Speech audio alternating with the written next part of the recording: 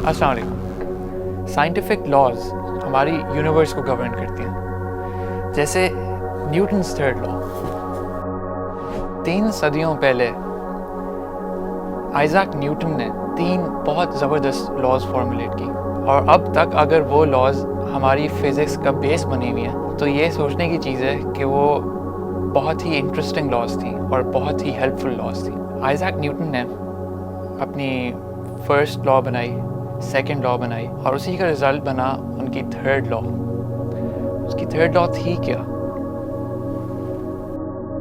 To every action there is an equal and opposite reaction.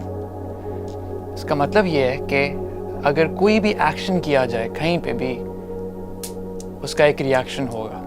आपने एक ball पकड़ी, उसको ज़ोर से कहीं फेंका, उतना ही रिएक्शन होगा। हल्का सा फेंकेंगे, हल्का सा रिएक्शन होगा। ज़्यादा फेंकेंगे, ज़्यादा दूर जाएगी। इसी तरह से फॉर एग्जांपल अभी तो एक बॉल से किया था, अगर मैं 2 बॉल्स यूज़ करूं,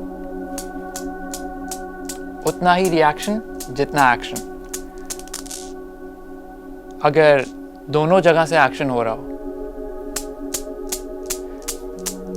तो एक का एक्शन उधर तक जाता है, दूसरे का वापस इस पे आता है, तो दोनों आपस में ही एक्शन रिएक्शन कंटिन्यू करते हैं। और अगर मैं 2 से करूं तो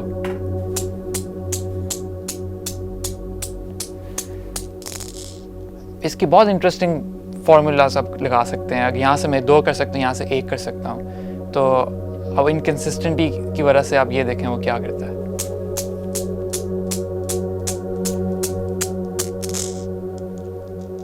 थ्री वर्सेस 2,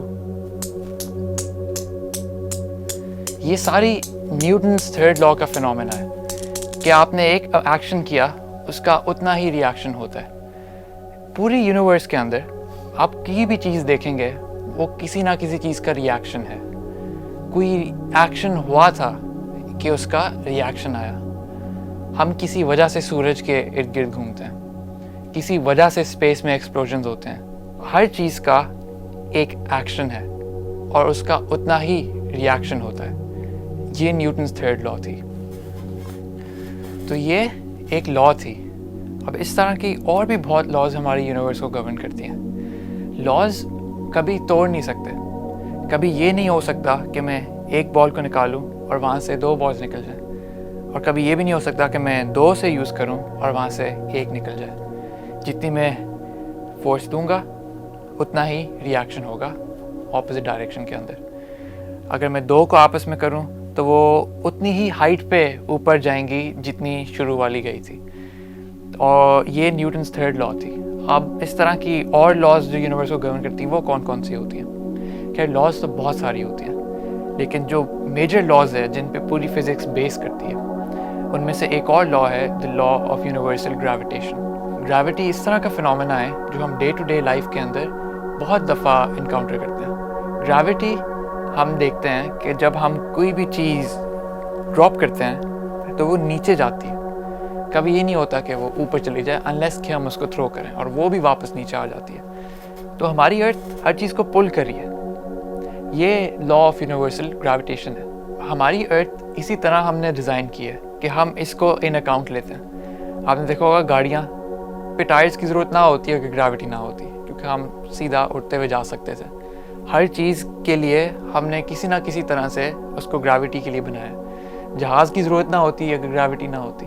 किन किन चीज़ों की ज़रूरत ना होती अगर ग्रेविटी ना होती। सोचने में तो ये लगता है कितनी आसान होती ज़िंदगी अगर ग्रेविटी ना होती, लेकिन अगर सोचेंगे और इस पर थोड़ा गौर करेंगे तो पता चलेगा कि उसके बगैर हम काफ़ी चीज़ें नहीं कर सकेंगे। एक और बहुत इंटरेस्टिंग लॉ, उसको law of conservation of energy कहते हैं। ये लॉ भी इस वजह से इंटरेस्टिंग है कि इसने बहुत बड़ी बड़ी डिस्कवरीज की हैं इस फिज़िक्स की बेस बनाने के लिए। इससे ये आप सोच सकते हैं कि आप कहीं ना कहीं से एनर्जी बना नहीं सकते, वो ट्रांसफ़र होती है। इंसान के अंदर ताकत आती है, किस तरह से आ जाती है? वो खाना खाता है, वो सारी उसके अंदर डाइजेस्ट होती हैं, सारी केमिकल्स यूज़ होनी होती हैं उसकी ब्लड स्ट्रीम में जाती हैं, और वो फिर उससे अपने मसल्स बनाता है। तो क्या खुद ही से उसके मसल्स बन जाते हैं? नहीं, कोई एक्सटर्नल चीज़ आती है जिससे वो मसल्स बनते हैं। तो एनर्जी का ट्रांसफ़र होता है खाने से लेकर बंदे तक। और फिर वो बंदा अगर किसी चीज़ को पुश करता है, अगर मैं इस टेबल को ज़ोर से पुश करूँ तो इस टेबल के अंदर वो एनर्जी ट्रांसफ़र हो जाती है। तो law of conservation of energy ये कहती है कि हम कभी एनर्जी को हवा से बना नहीं सकते, एनर्जी को आप सिर्फ ट्रांसफ़र कर सकते हैं। तो इस पूरी यूनिवर्स के अंदर जो एनर्जी है वो कहीं ना कहीं से ट्रांसफ़र हो रही है।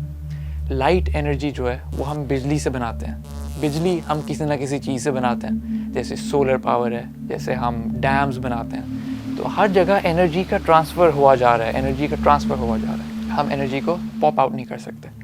तो एक इक्विलिब्रियम, एक इक्वल एनर्जी है पूरी यूनिवर्स के अंदर जो हम सिर्फ डिस्ट्रीब्यूट करते रहते हैं इर्द गिर्द। ये भी एक बहुत इंटरेस्टिंग लॉ है जिसके ऊपर बहुत सी रिसर्चेज हुई हैं और इसने बहुत बड़ी बड़ी डिस्कवरीज़ की हैं। खैर, ये सारी लॉज सोचने में ये लगता है कि हाँ ये तो सब हमें पहले ही मालूम था, ये तो बस हमने सिर्फ लफ्ज़ों में लेके आ गए हैं। लेकिन अब अगर गौर करें तो आप ये भी सोच सकते हैं कि ये काफ़ी लॉज और ये जो पूरी फिज़िक्स है इसने कलेक्टिवली मिलजुल के एक बहुत अजीब व गरीब किस्म की यूनिवर्स बना दी है। मतलब कि ये सारी लॉज जो हैं ये आपस में मिल के ही वो सारी चीज़ें बनाते हैं जो हम इर्द गिर्द देखते हैं। हम कभी सूरज के इर्द गिर्द ना घूम सकते अगर साइंटिफिक लॉज ना होती। हमारी गैलेक्सी एग्जिस्ट ना करती अगर साइंटिफिक लॉज ना होती। हम किसी वजह से सूरज के ऑर्बिट करते हैं, बाकी प्लैनेट्स भी किसी वजह से करते हैं और उनकी जो वजह है वो कोई लॉ है। तो इस तरह की इतनी ज़्यादा लॉज हैं जो हमारी पूरी यूनिवर्स को गवर्न कर रही हैं। तो इस दुनिया के अंदर हम जो भी काम करते हैं उसमें हमारा अपना हाथ कितना है। सोचने की बात यह है कि अगर मुझे कोई जॉब मिलती है तो वो जॉब किसी वजह से मिली। किस वजह से मिली? हो सकता है मेरे किसी दोस्त से मुलाकात हुई हो, मैं उसके साथ ही बैठा हूँ, उसे बातों बातों में बता दिया और मैंने उस जॉब पे अप्लाई कर दिया और वो जॉब पे मैं एक्सेप्ट हो गया हूँ। तो जॉब एक्सेप्ट हुई किस वजह से हुई? दोस्त से बातचीत हुई। दोस्त से बातचीत किस वजह से हुई? कि मैं उसके साथ बैठा, हमने कॉफ़ी पी। वो किस वजह से हुआ? मुझे भूख लगी हुई थी। वो किस वजह से हुआ? कि इंसान को भूख लगती है। अब ये एक कनेक्ट हो के किसी और वजह पे चल जाता है कि क्योंकि मुझे उस वक्त भूख लगी हुई थी इस वजह से मुझे वो जॉब मिली। क्योंकि अगर मुझे भूख ना लगी होती मैं उस दोस्त से ना मिलता, क्योंकि मैं उस दोस्त से ना मिलता तो वो मुझे इस जॉब के बारे में ना बताता। अब आप ये अगर इसको जो हमने साइंसदानों ने बहुत डिटेल में स्टडी किया तो हमें ये मालूम हुआ कि जो भी चीज़ हमारे इर्द गिर्द होती है उसमें हमारा अपना हाथ बहुत कम होता है और इन साइंटिफिक लॉज का हाथ बहुत ज़्यादा होता है। तो आखिर हम जो भी कर रहे होते हैं बहुत कम चांस है कि हमारे सक्सेसेस में और हमारे फेलियर्स के अंदर हमारा अपना बहुत बड़ा हाथ हो, क्योंकि काफ़ी चीज़ें हमारी सराउंडिंग्स, हमारी फिज़िकल लॉज, ये सब चीज़ें इंटेल करती हैं। ये साइंटिफिक लॉज, इनमें हमारा हाथ नहीं है और ये साइंटिफिक लॉज हमारे लिए बनी हुई है। हम सिर्फ हमारी ज़िंदगी इन्हीं साइंटिफिक लॉज से बेस हो सकती है। आगे जाके हम इन चीज़ों को थोड़ा देख सकते हैं कि किस तरह से ये साइंटिफिक लॉज हमारी यूनिवर्स की डिफरेंट चीज़ों को बनाती हैं, जैसे स्टार्स, जैसे गैलेक्सीज, जैसे ब्लैक होल्स।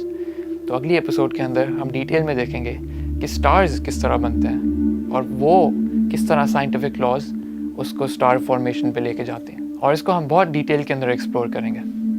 अगले एपिसोड तक इजाज़त चाहूँगा। अल्लाह हाफ़िज़।